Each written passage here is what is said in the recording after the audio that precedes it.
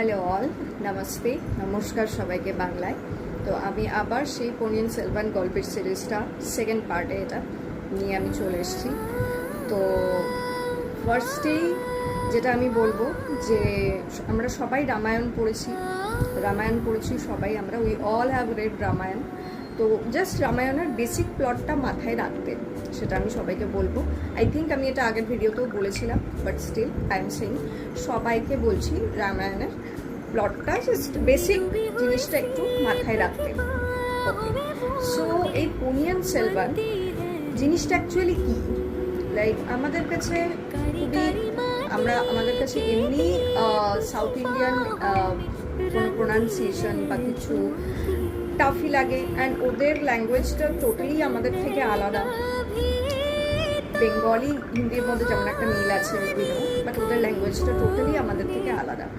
তো what is Poniyin Selvan all about, কী ব্যাপার না ব্যাপার। তো ফার্স্টে আমি জাস্ট একটা ব্রিফিং দিয়ে দিই।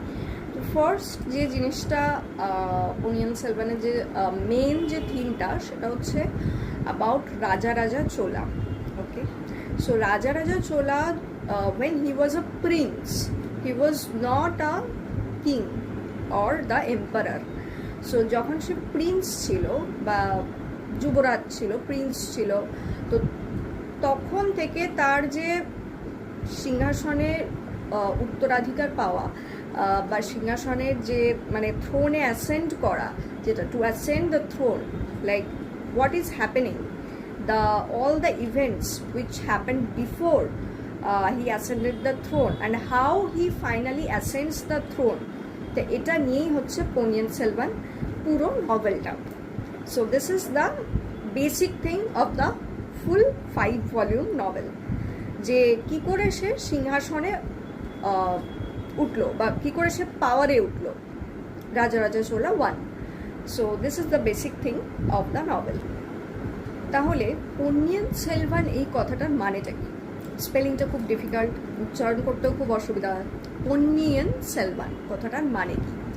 পনিয়ন সেলভান হচ্ছে, আমরা জানি আমাদের দক্ষিণ ভারতে, সাউথ ইন্ডিয়াতে there is a river, Kaveri river, যেটাকে পন্নী নদীও বলা হয়, পন্নী নদী।